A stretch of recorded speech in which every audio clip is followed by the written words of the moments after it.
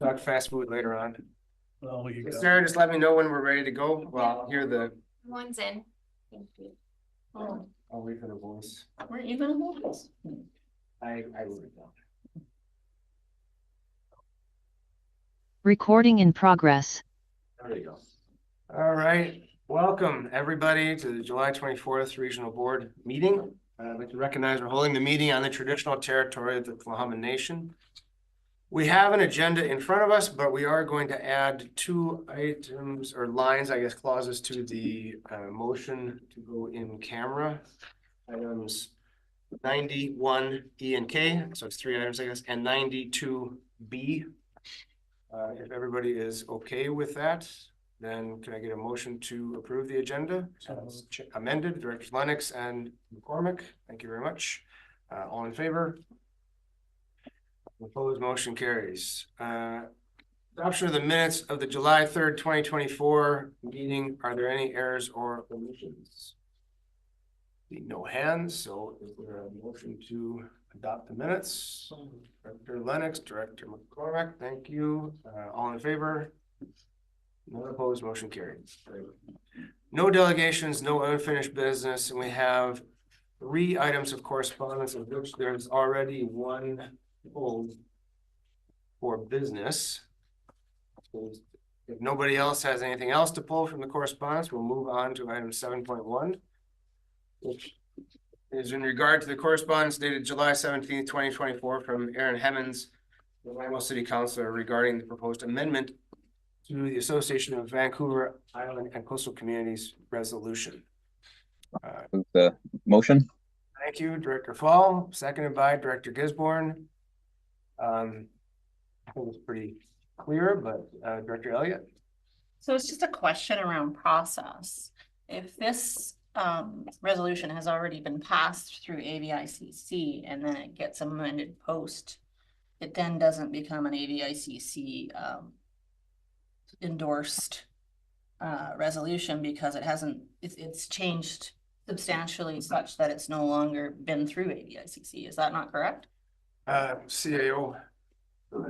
through the chair. I think you're going to maybe relay the same thing I was. Okay. The intention of the sponsors of this are to make an amendment on the floor. So then they want to have those who co-sponsored it to kind of already have been in agreement ahead of time. Okay, so it'll show up as AVICC endorsed through the binder and so forth. Yeah. Okay. Through the chair. And the other thing too is that this will only get as far as the membership accepts it. So they could say, we would like to propose an amendment, and it gets turned down. If it gets turned down, then the original motion stays, and you've already endorsed that.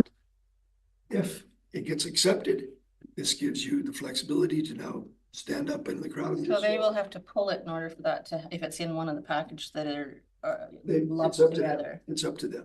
Okay, thank you. No problem. Any other questions or comments? Seeing none, all in favor? None opposed, motion carries. Perfect. Okay. Moving right along, up to the chair's report. Pretty short this month. July 6th, I attended the first Pride Parade in Powell River. I was happy to see quite a few people turn out for the event. I think it'll probably just grow and grow with each year. On July 8th, I attended the library trustees meeting. As always, there's a lot of fun stuff happening at the library, including a photo competition that had 57 entries. It was won by Alex Claremont. The top 12 finalists will be used to create a calendar that will be for sale at the library for $20. Funds going to the Friends of the Library, so that's a neat fundraiser, and I've had a chance to flip through it. Some beautiful photos from the community. Betty Wilson ran an introduction to Ijuatham workshop. About 20 participants. It was very successful, and a follow-up session is in the works. And library, it's not an issue today, but library staff want to remind the public that the library will be used as a cooling center in town during any hot or smoky days this summer. It's a beautiful facility, lots of seating and entertainment in a cooler, air environment. July 15th.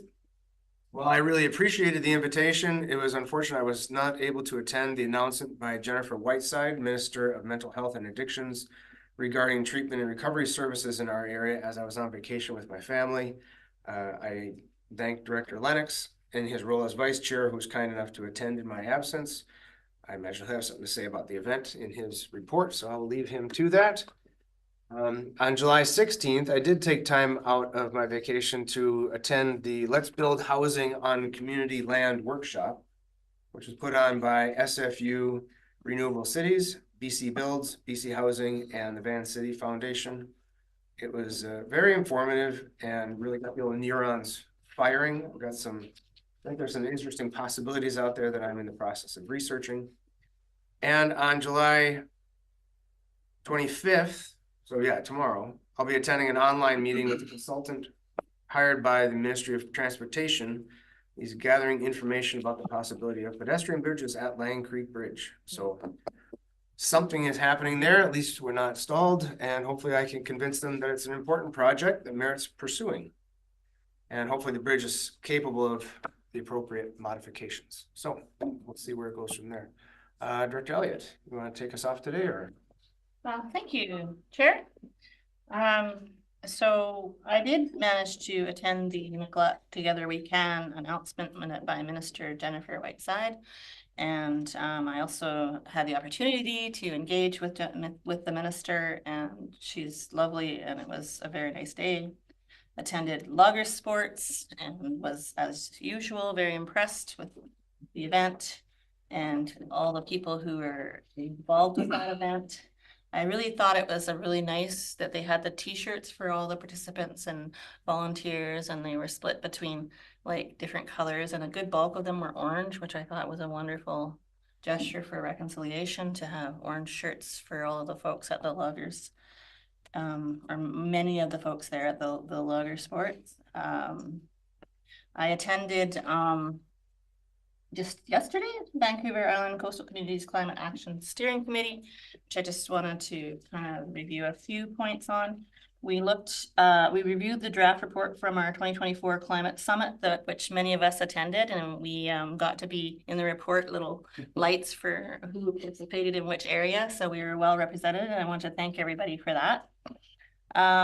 And so we did some next steps, which we were trying to prioritize. We had some comments on the draft to try and massage it a bit, so when it comes out again, it'll get distributed. The UBCM Climate Energy Rewards will be on September 18th at 4:15. And so people could attend those while they're at UBCM.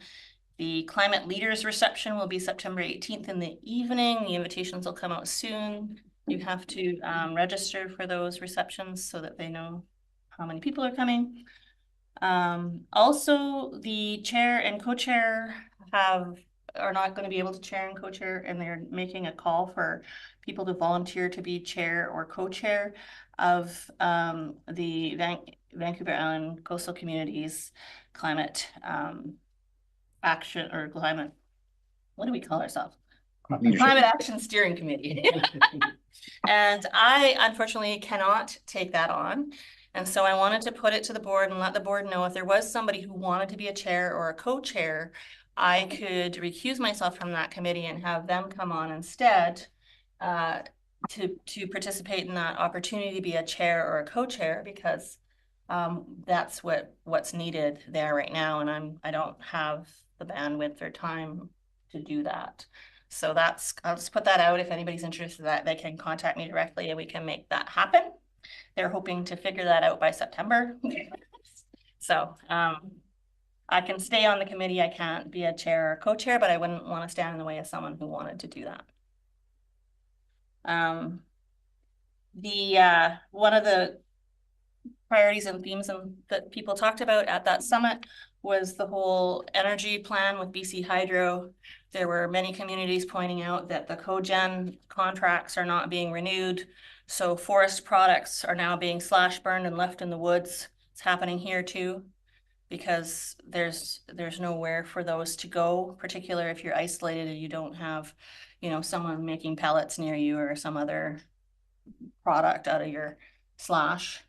So the lack of BC Hydro participation in helping to reduce greenhouse gases, because they're taking a very narrow view of what that means, is actually causing forestry fuels to be increasing greenhouse gases as opposed to processing them in a way that would be lower greenhouse gas emissions and produce power. There's also the idea that BC Hydro's need for energy in the future exceeds their capacity, and yet we have places like our community with actual dams in place that are not being considered part of that future plan. And so that's the item I was hoping to speak to the CAO, perhaps adding into the topics for our BC Hydro meeting.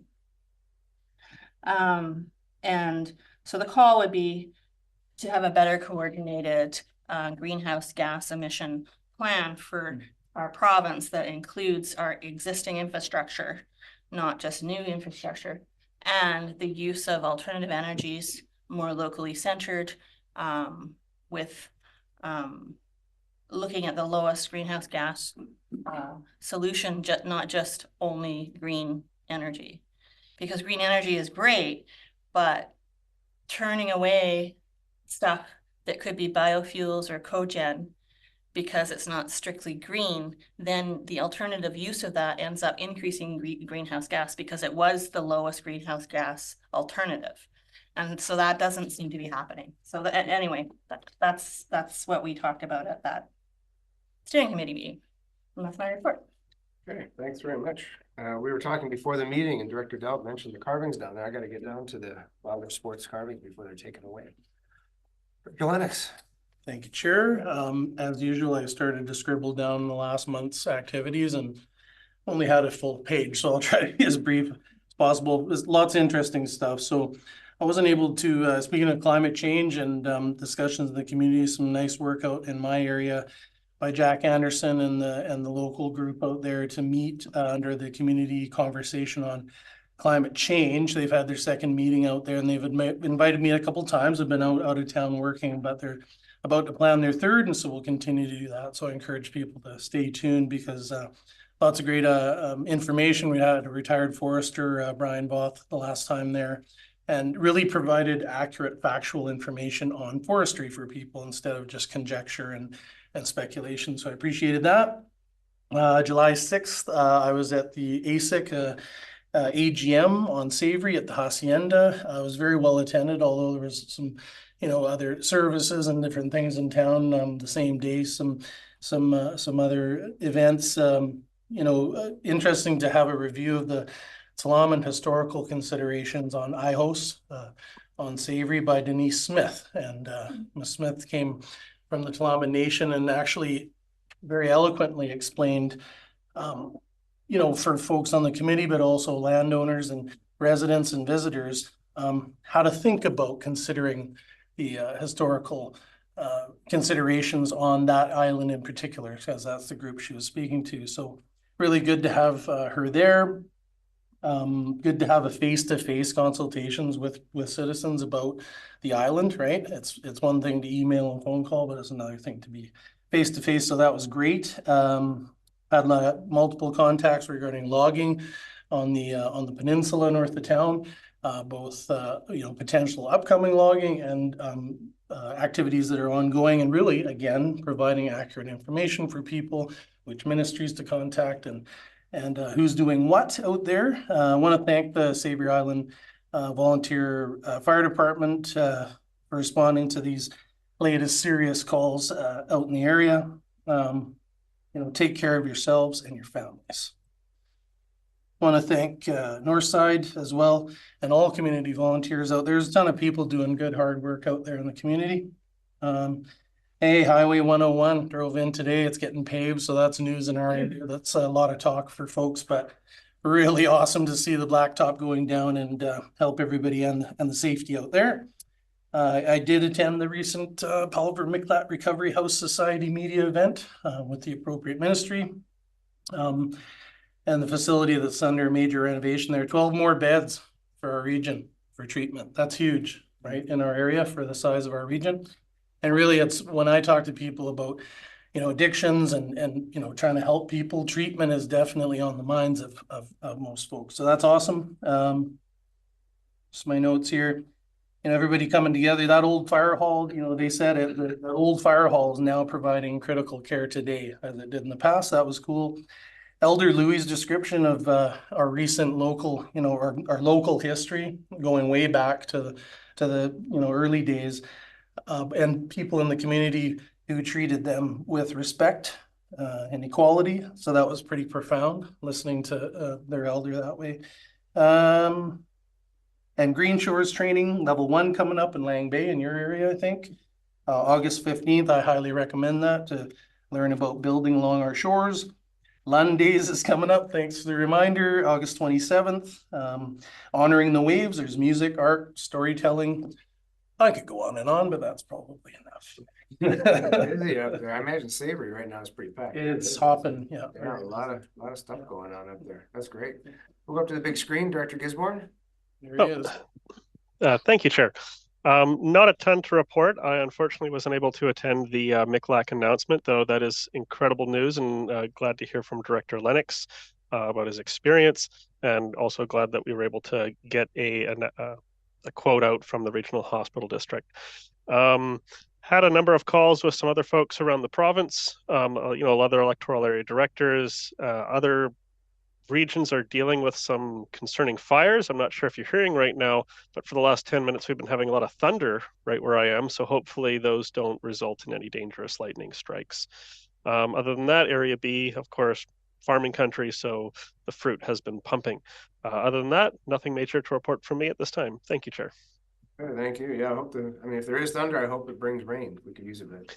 Yeah, it's been fairly constant here for probably like the last 5 to 10 minutes, just constant rolling thunder. So knock on wood. Director Fall. Thank you, Chair. So end of June, there was a annual dance show on Lasqueti Island, and it's always well attended. We're fortunate to have a professional choreographer on the island with a very nice dance studio, and she trains up people. And yours truly was not only a stagehand, but I was actually in it. But if you were to see it, you have to actually come to Lasqueti Island and go to one of those shows. So you'll just have to imagine that for the moment. The following weekend, the first weekend in July, was Arts Festival. So 2 days. It starts with the evening of writers read. There's readers of different kinds, people reading prose or poetry or fiction, fact. It's always very well attended. And then the Saturday is a full day of full on just arts festival. There's the visual art, there's musical art, there's face painting, there's all kinds of things, puppet show, lots of stuff all day long. As usual around this time of year, when you get a couple of weeks of dry, roads become a big issue. It starts with people complaining about the dust, which leads to discussions and debate on our email list about pave to not pave, usually without really the detailed discussion of what it would take to convince the Ministry of Transportation to pave the road on Lasqueti Island, which seems like a very low likelihood kind of consideration, although, you know, there is maybe an argument that could be made for the first kilometer. For those of you that have been to Lasqueti, there's about 100 meters of pavement, which was not without controversy. But that first kilometer up to where the fire hall is, that's the only road that may or may not be possible. But, you know, that's still a big uphill battle. But usually there's a discussion, people start proposing roading, and then people argue against that. And, you know, it's all kinds of debate. So I don't know where that'll go. Usually it'll rain, or the actual real issue is the contractor not being proactive enough. That's the actual fundamental issue, and where there may be some action is getting them to be, you know, usually what they do is wait until there's a bunch of complaints and then start putting the water down, or the whatever solution they put on the road to keep the dust down, and that's actually not good enough. Their contract says after so many days of dry, they're supposed to lay it down and put it down before the dust, and that would actually be the right way to do it. But you know, Lasqueti road woes probably can be matched by road woes everywhere else, although it sounds like up in Lund there's some road positive news, so that's good. Last week there was a book launch by a Lasqueti resident and one of the long-term members of the Lasqueti Island Nature Conservancy, Sheila Harrington, and she wrote a book called Voices for the Islands, 30 Years of Nature Conservation in the Salish Sea. She gave 3 readings from it. She went around the Salish Sea and interviewed people who've been involved in land conservation for a long time, and then their battles, and then included islands as far west as down the Salish Sea, and very nice stories, the one she read out. And I think it's a very good book. So hopefully it'll be in a bookstore near you. And you know, it was surprisingly insightful and both inspiring of what can be done and what these people have done over the years. So take a look out for that. And last Saturday, the Lasqueti Island Internet Access Society had their AGM, which unfortunately I had to catch up on right at the end of it because I was dropping off a traveling vet who stays at our place every year, and people bring their cats and dogs to our place, and I had to make sure he and his family got off the island. But one of the big issues and conversation points, of course, is the connected coast. So that seems to be very imminent. There's signs on the shore of where it may or may not come ashore. There's 2 places that it might be. I think permits are being in place. People are, I think talking about different things, they're kind of exciting. Uncertainty doesn't help. And I believe the LIAS board, one of the resolutions that they're discussing and advancing is trying to get City West to come to Lasqueti Island to talk about last mile and what happens after the landing site goes in, how that proceeds out. So we'll see. Of course, we don't, there's no news on that front, but as far as the rest of the connected coast, the story will be bringing the landing site, and there'll be a post there that says here's the fiber optic cable, and then they're done. So there's I guess people on the island wonder, well, how do you hook up? And there's a whole process to that, as we know. So that's that's going to be coming, and I'll keep the board apprised as to any communications with City West and Strathcona Regional District if Mr. David Leach gets involved. And with that, that's my report. Thank you, Chair. Great, thanks. Sounds like lots of fun stuff happening over on Lasqueti. And if you find a YouTube clip to that dance performance, I hope you share it with the rest of the board. I want to see this too. Yeah. Director McCormick. Thank you, Chair. Very brief report for me. On the 27th of June, we said our farewells to Dr. Black. On the 13th of July, there was a meet and greet for our new island resident physician. Her name is Diana Rothen, and people are quite liking her so far. So far, so good. She's, seems like a very caring person, and we're very grateful to have her.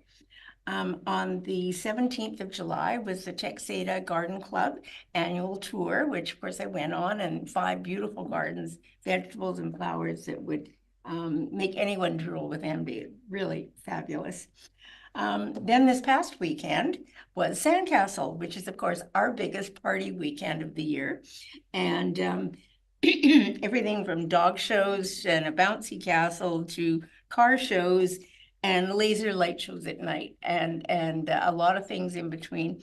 I participated in a couple of ways. First, I was the judge of the parade that takes place Saturday morning. So I started at the end of the parade marshalling and talked to all the floats and the people and what effort they went into. And there was one family that did mushrooms, fabulous fungi, and they got an award. And also a woman from the library was made up as a porcelain doll with literary scrolls rolling off her. So she got best costume. It was quite fun to do. And that's a role that goes to the regional director. And for 10 years, I really enjoyed doing it. So the other way I'm involved is to be one of the registration people at the lip sync contest, which is Saturday night before the laser light show. And it was just hilarious. The kids come up with such great ideas. They come prepared with costumes and their music and the whole 9 yards. So it was really quite fun. We're also the scorekeepers as the judges bring in their ballots, and we keep a record. So we are the first ones to know who the winners are before even the MC. So that was kind of really fun to do. As for the Sandcastle itself, there were a huge number of entries.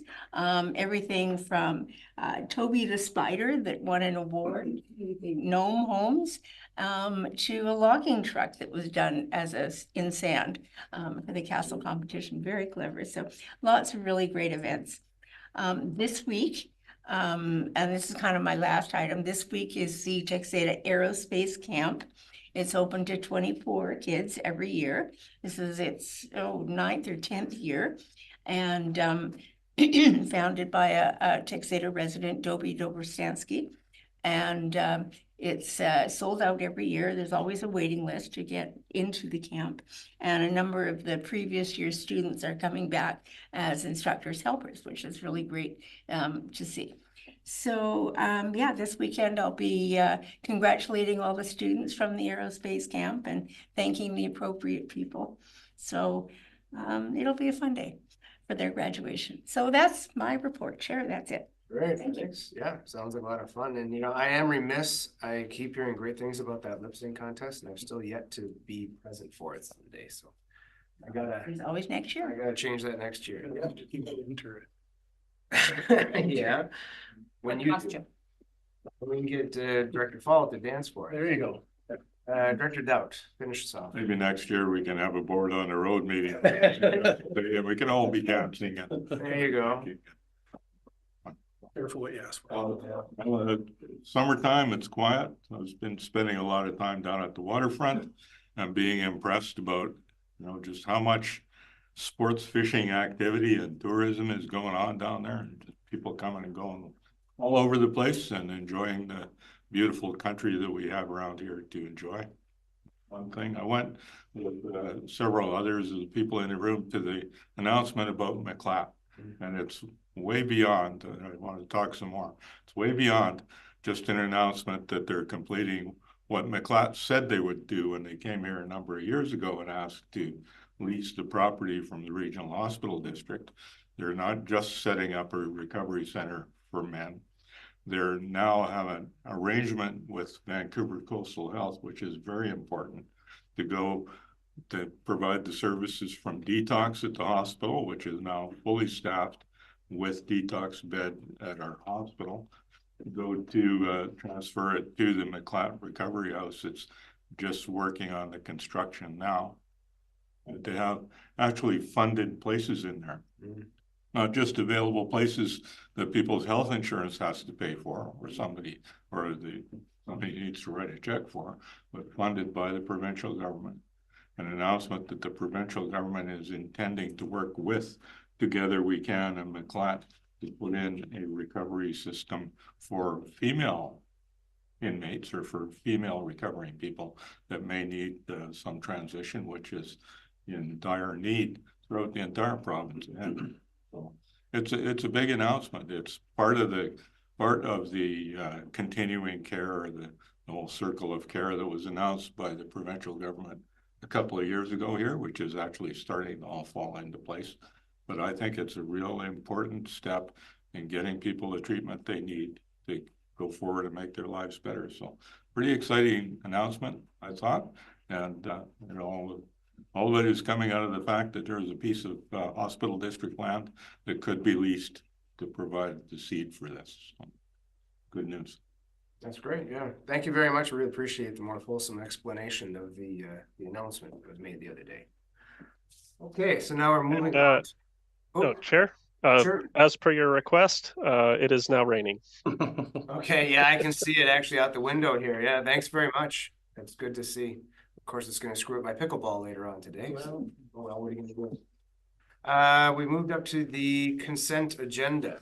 Anybody would like to have anything removed from consent agenda?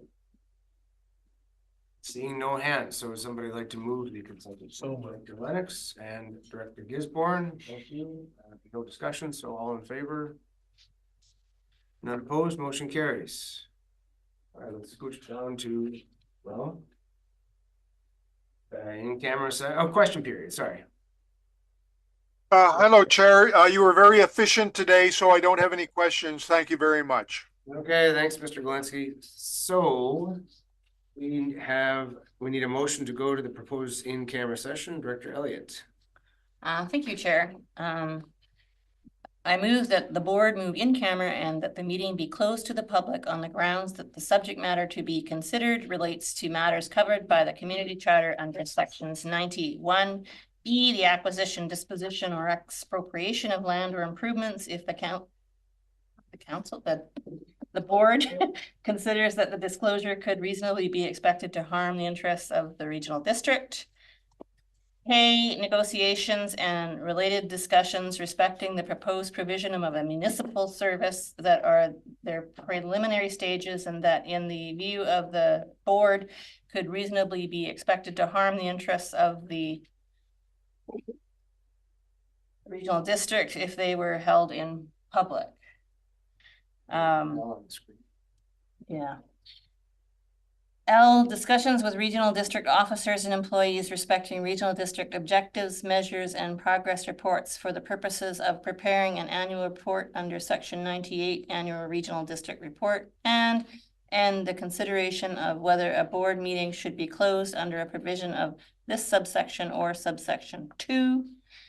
And 92B, the consideration of information received and held in confidence relating to negotiations between the regional district and a provincial government or the federal government or both, or between a provincial government or the federal government or both and a third party. Okay, thank you. For the seconder, Director Lennox, any discussion? Seeing none, all in favor? None opposed? Great, we're going in camera.